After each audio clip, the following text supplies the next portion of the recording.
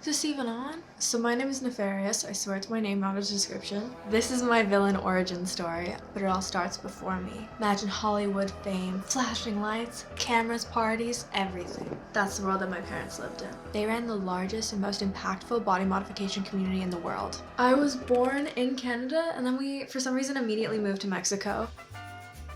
So fun bit of lore, Spanish is my first language, and then I learned French, English, and German. I only know English and German now. The company kept evolving, was doing great. My parents decided to move back to Canada, and then they were like, oh, we're gonna divorce. Then my mom became a full-time race car driver, and he became a full-time artist, and the business kind of slowly faded away. I lived between both of them, flying back and forth, where my dad was at in Toronto, where he moved around there, and then my mom was in New York, LA, Virginia, just like all over. Where my dad lived, it was always basically in a giant playhouse, and then at my mom's, I was like a princess because she was living this crazy LA celebrity life, and so I got to ride around on my dirt bikes around our like Malibu and Virginia properties, and it was an insane childhood growing up. I don't want to get into too many details, but kind of around when I was 10, the company shut down and my dad killed himself. So my mom and I ended up moving into this one-bedroom house in Camden, South Carolina. We were definitely in a different financial situation then, but I was never in any sort of discomfort. There was always food on the table. But also, I was still riding horses competitively and doing competitive cheer, so I think we were doing fine still, but just definitely not the same. That house was a crazy story. Basically, at the height of my mom's success, she bought that house as a gift for one of her family members. That person never lived there. Nothing ever happened with that house. It just sat empty. So obviously, we needed a place to stay. We went there. A different family member decided to start calling all the utility places, getting our water and our heat, everything shut off because they were spiteful and jealous. They weren't paying any of the bills. They had no plans on renting the place or selling the place or doing anything with it. They just didn't want us there, despite my mom having bought it and gifted it. Jealousy is awful, but also who wouldn't be jealous of my mom because my mom was amazing. But after that absolute mess, we decided to move to Anchorage, Alaska, and I think I was living a pretty normal childhood up until that point. I ended up hating Alaska. I would game on Minecraft on my iPad until 4 a.m. every night, wake up for school at 6 a.m., bike to school, which was actually kind of cool because there was like mooses and stuff, but that was kind of the only positive. And then after that, we moved to Columbia, South Carolina, which was really cool because I got into skateboarding and that was my thing for a couple years. I was doing really good for the first year of living in South Carolina, but then I got into the wrong crowd of people. They were just bad influences at first, but then one of the people in our friend group developed a crush on my best friend at the time and hated me for it, and then started spreading a ton of rumors about me and basically destroyed my entire relationship with that friend group. It got to a point where it was so bad that my mom ended up having me transfer schools, so we moved to Maryland. That best friend that I had back then has sent me a message apologizing because that other person came clean and told them that it was all lies, but I can move past it. There's no forgiving that. It's just whatever, it happened. But then, yeah, so I moved to Maryland. I was only there for 2 months, for the end of 8th grade. So this is another kind of major lore drop. So my mom has multiple sclerosis, which is basically an autoimmune disorder that eats away at your brain. And I never really knew how bad it was until she was going to miss my 8th grade graduation for a treatment. And I was upset about that because 8th grade graduation is important.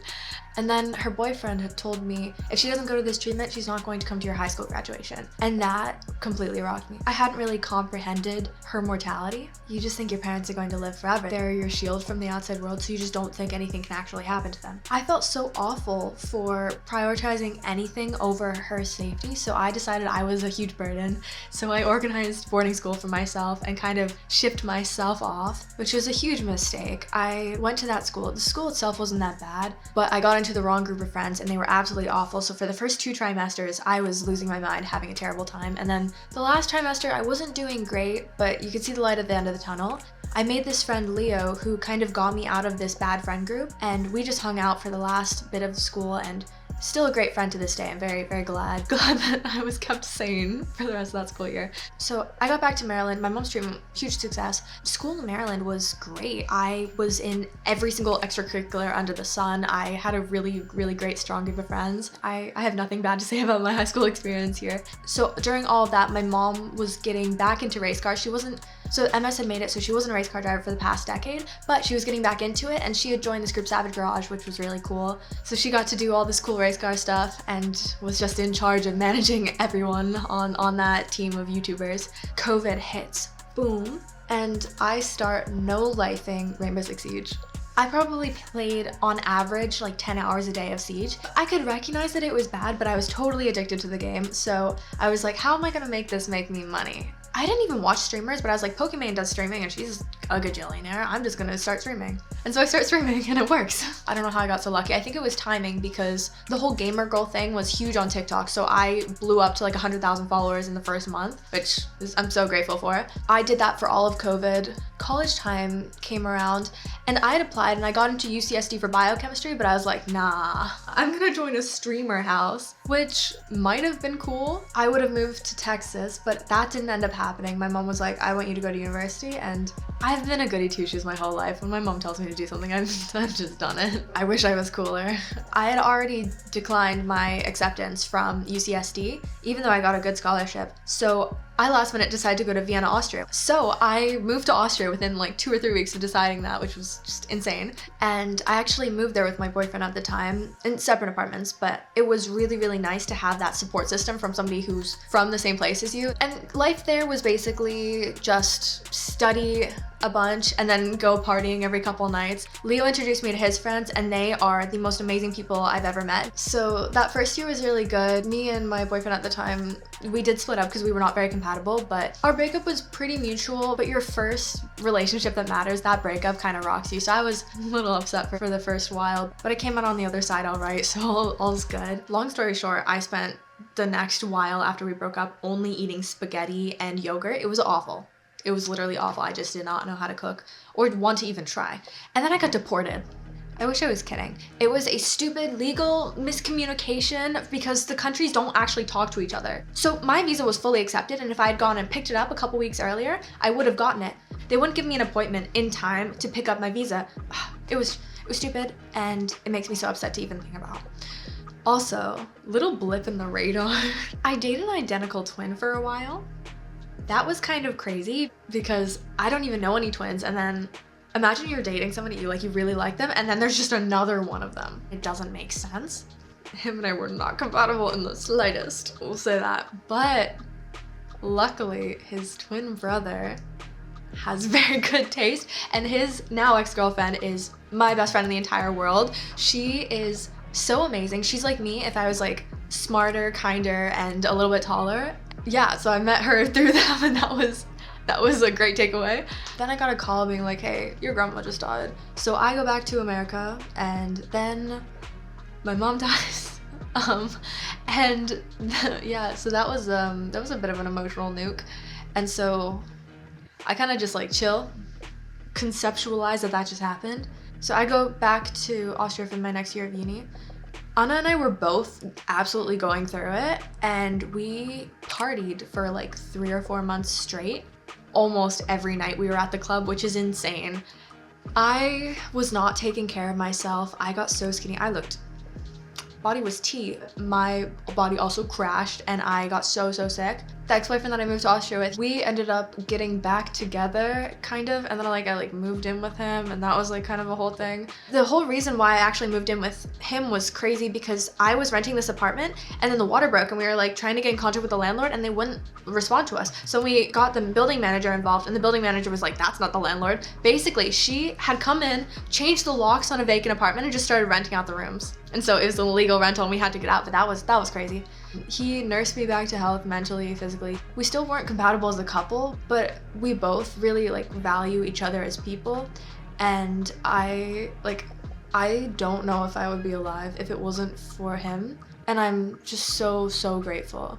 So after I got better, I ended up moving out and moving into my friend Emmy's apartment. She moved in with her boyfriend, and she's an amazing girl too. I'm so glad I know her. The room that I moved into, so gorgeous. On the most beautiful street in Vienna. It's called the Little Paris of Vienna. So beautiful. It was gigantic. Also, he taught me how to cook this time around, so we ended things and I could cook food for myself. That was really tasty. But so I spent that year getting way closer to Anna as well. She is my rock to this day. She holds me accountable and also helps me grow. And I think we do that for each other. We both grew so much in that year. We went from being partying lunatics to, I think, well-rounded people by the end of it. But also by the end of that year, I decided I needed to go home and take a gap year and just kind of reevaluate my life. Spoiler alert, those are gap years now. And then here's where it gets a little bit messy. I kind of sat on my butt for 6 months and did absolutely nothing. I had lost all sort of motivation and direction in life. I was not sad, I just didn't know where I was going.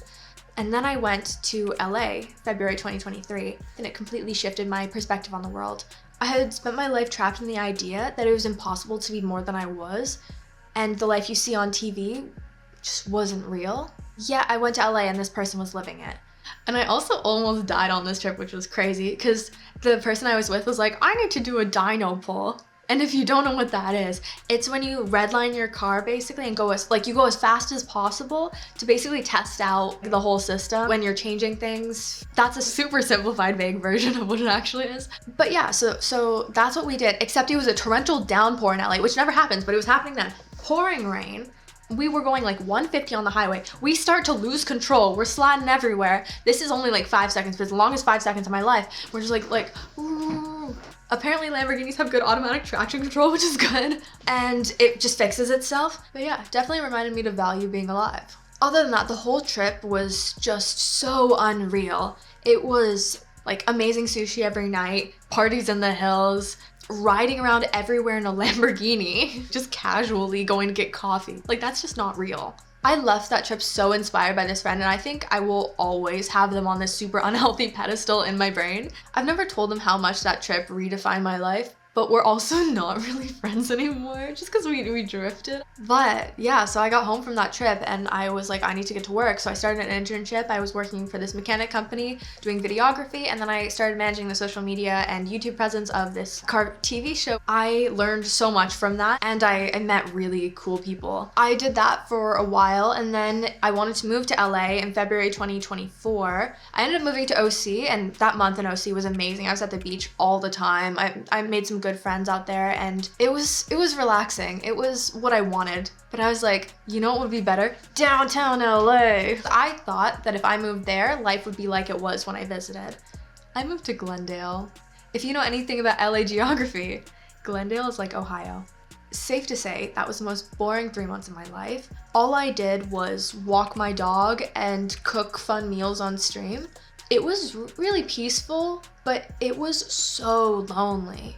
I think being lonely for that long kind of fucked me up. I lost all of my social skills and I didn't really feel like a human being.